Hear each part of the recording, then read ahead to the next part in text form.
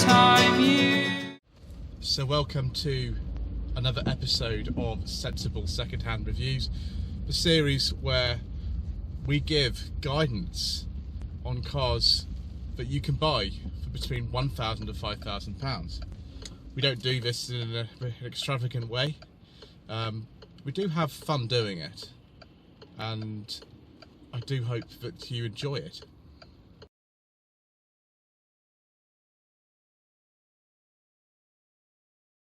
So today we're in a 2015 Peugeot 208 1.2 e-VTi Allure Automatic. The Allure is somewhere in the middle of the 208 range, this being a first generation car, and they came out actually first in 2012, replacing the 207. And the 207 has to be one of the worst cars I've ever had on Tweed Jacket Reviews, back in the early days of the channel when we didn't separate out cars by price or anything like that.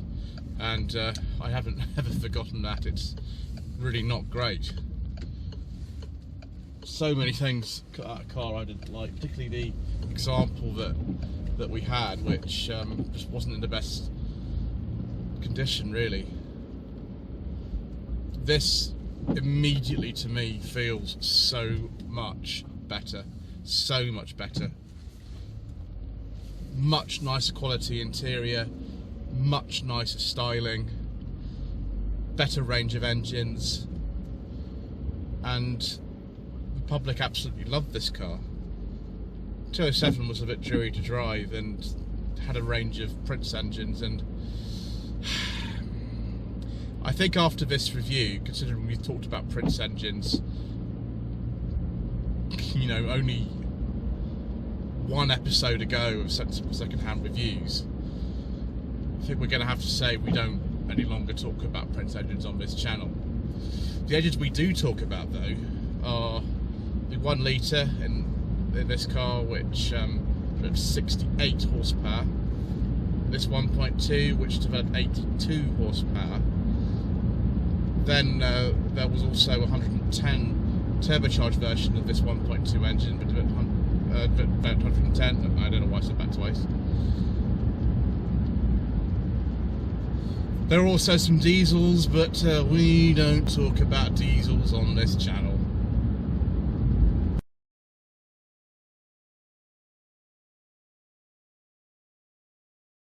I suppose we are going to have to talk about these Prince engines. You know, I don't want to, but we are going to have to talk about them. So there was a 1.4 with 95 brake horsepower, that's very similar to the one in the 207. Then there was a 1.6 litre engine with 120 horsepower, that's very similar to one that was in the R56 Mini Cooper.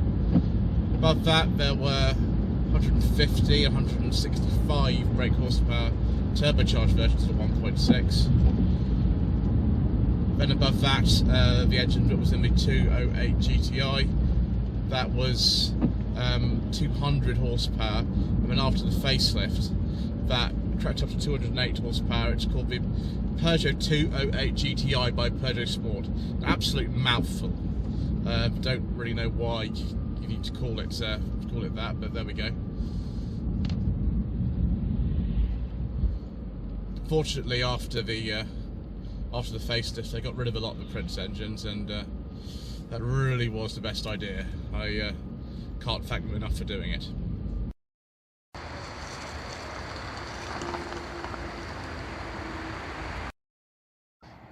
Well, here we are, back in the same place where those 2 episodes of No Budget Reviews were filmed, with the Renault 5 and the Maestro. I don't think this is a bad looking car at all. I'm trying to work out whether this is a pre or post facelift. Has been a bit sort of annoying. Just wait for this van to go past. There we go. There was a facelift 2015. I'm sure you experts out there will tell me if this was a pre or post facelift car. Despite being the Allure trim, it looks very, very sort of sporty. The e-VTi is not the turbocharged engine, it's just the standard one. Actually got a boot liner in here. That's rather special. Just pull this up and make sure we've actually got, yes, we've got, wow, full size spare tyre. That's absolutely amazing. During the days of the 205, of course, that was actually underneath the boot floor.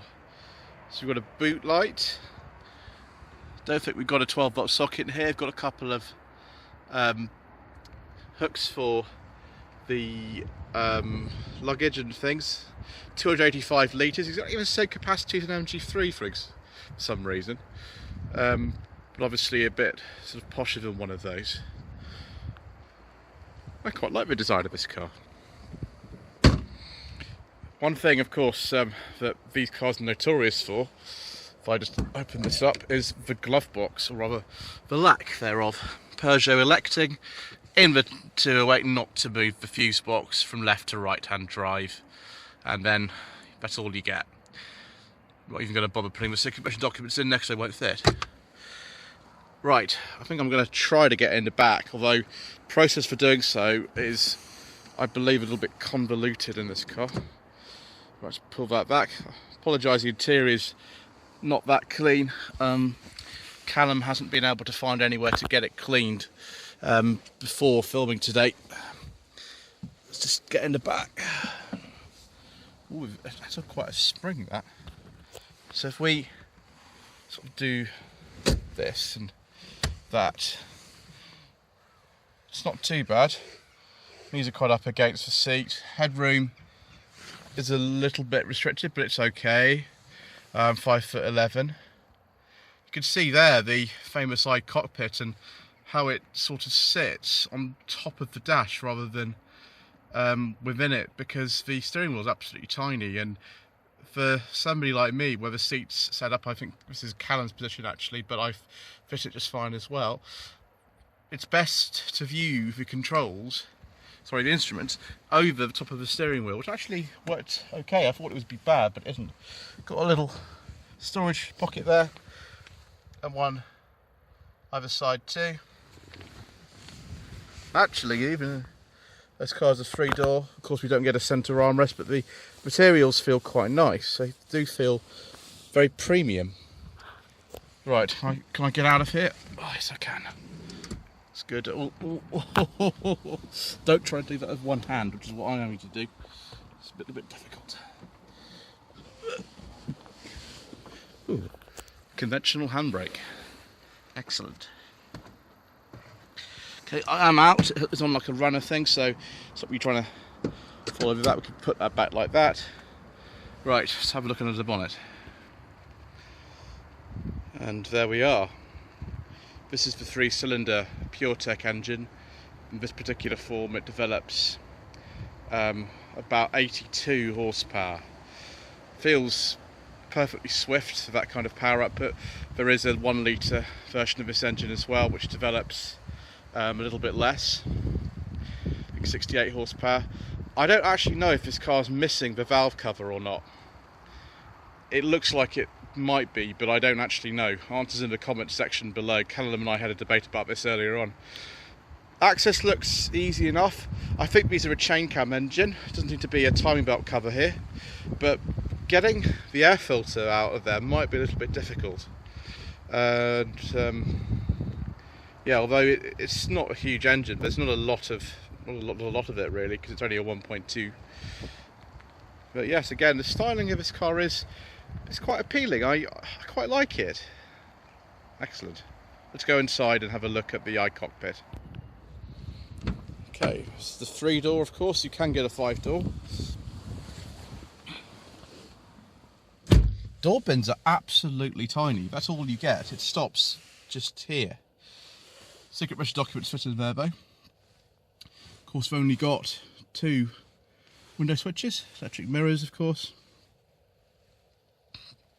And there we are. So where I was sitting like this, it's actually easier to view the dials over the top of the steering wheel, which is okay. It has got start stop. It's very proud of the fact. Sorry about my fingers over the lens. This being an automatic car with the 5-speed robotised manual gearbox. We've actually got some pedal shifters here. Funnily enough, there is no park position. Reverse is up to the top, and there's a manual mode too, and you started in the middle. Very odd. Right, key in. Hopefully if the radio comes on, I'll be able to turn that down, because I don't really want to get a copyright strike for that sort of thing. But there you are, there is the i-Cockpit. There are some controls at the top, like dashboard illumination and you know, service indicators and things. I think we need to move the key a little bit further position to get that on. Should just start it. Oh, that should bring it on. There we go. The Lion goes from strength to strength. I do like this material on here. It's actually quite nice quality. This being the Allure trim means you do get a few nice bits and pieces. Look at the specification levels a little bit later. Right, to turn that right down. There we go. Let's go to the menu, see what we can find. Settings. That's interesting. What else do we get? Telephone.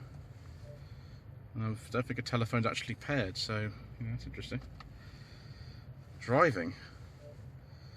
What can we do with vehicle settings? Ooh, automatic wiper reverse gear, guide me home, lighting. Little picture of a 208 there as well. LED daytime running, mood lighting. Ooh. Driving assistance, what do we get with that?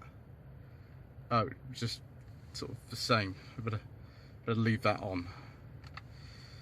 It's not that exciting really, there's no sat nav or anything. Internet, what does that do? Oh, it's got little apps you can connect to the system. Okay, no Android Auto, Apple CarPlay, a little bit too early for all that stuff. SRC, I suppose. Go back to the DAB radio, the USB, iPod and aux in are not connected today. Go back to the DAB radio, and that's it, radio media. There we go.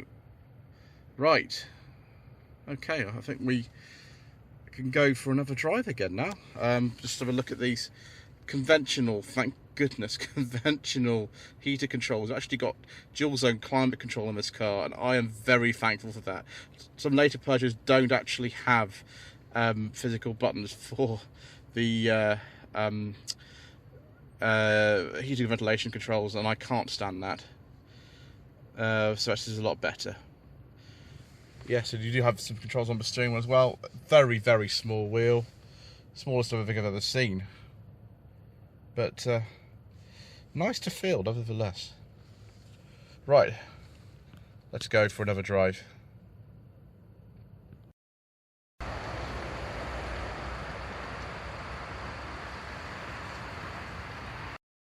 In this Allure trim level, you do get a lot of standard equipment. You've got dual zone climate control, automatic lights, automatic wipers,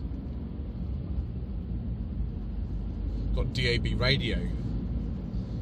We don't seem to have a reversing camera or parking sensors though, which I suppose is mildly disturbing because the rear window is a little bit small. And the visibility of the car overall isn't brilliant. These A-pillars are absolutely huge. They really do block your view getting out of junctions. And also we've got very, very big C-pillars in this three-door model. So if you're used to driving older cars, and Callaghan so far, who is the owner of this car, has supplied the channel with 3 other cars, but they all dated from the 80s and 90s, the Maestro Van der Pla Automatic, the Renault 5 and the Escort Mark III. So in comparison with those, this really is a little bit different.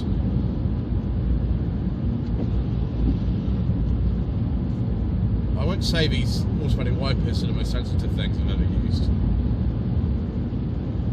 The ride's actually not bad. It seems quite composed. I know that the phone might be jumping up and down a little bit because that's what it tends to do in a mount, I'm afraid. And you know, Callum, of course, is not in the car with me today, as he was in the last 2 episodes of No Budget Reviews we filmed around here in the lovely Berkshire countryside.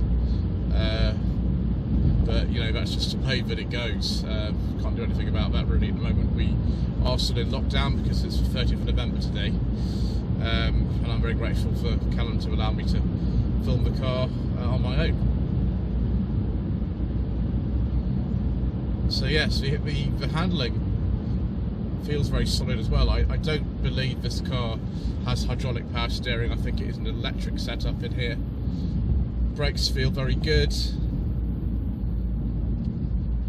In comparison with the Kia Rio that we filmed in the first episode of Sensible Secondhand Reviews, this car does feel a bit more luxurious, and possibly the ride is even better than that. But that's a bit simpler inside. This is a little bit more complicated. The car's only done 7,300 miles, so really it is effectively new, which is nice.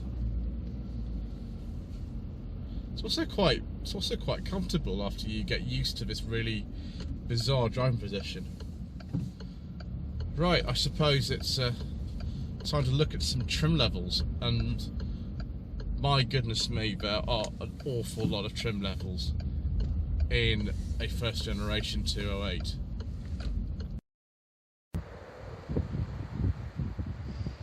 So I've got my secret mission documents here, and we're under the glow of the LED interior lights. The base spec car was called the Access. Other trim levels in 2019, when the first generation 208 was discontinued, were the Active, then the Signature or the Allure, which is an Allure, the Tech Edition, and the GT line. Where the GT line would have come with some of those larger turbocharged engines.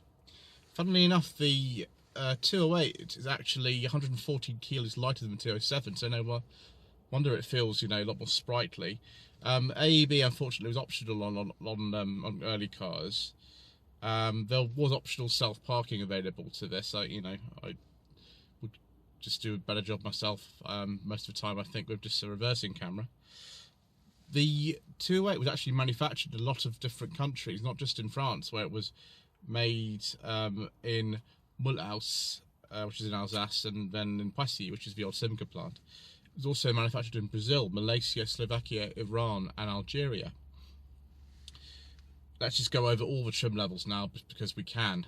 We've got Access, Access Air Conditioning, Access Plus, Active, Allure, Allure Premium, Allure Prestige, the Black Edition, Design Lime, Design Menthol. Sounds, what's it, like a cigarette brand, Design Menthol. Feline, ooh, GT line, Ice Velvet, the Peugeot 208 Ice Velvet. Interesting. Intuitive, the Roland Garros, which would probably be my choice. I do like Roland Garros Peugeot. Signature, Style, Tech Edition, XS Lime, XS White, and XY.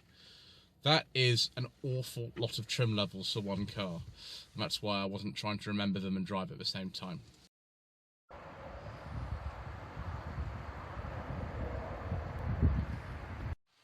So the first generation Peugeot 208, is this car actually any good, or should you just go and buy a Kia Rio and be very, very much more sensible?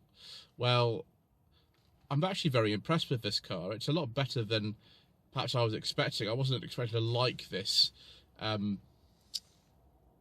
way the i-Cockpit works, and I was expecting for some reason to find touch buttons for the heater and ventilation controls, and actually the i-Cockpit works okay. It's fine. It's not, I'd say, something I would necessarily say is my favourite, but it's absolutely fine. It works okay.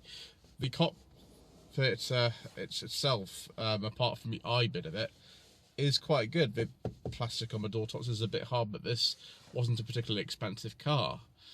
Certainly it's a huge step up, and this was really the renaissance of Peugeot and their design.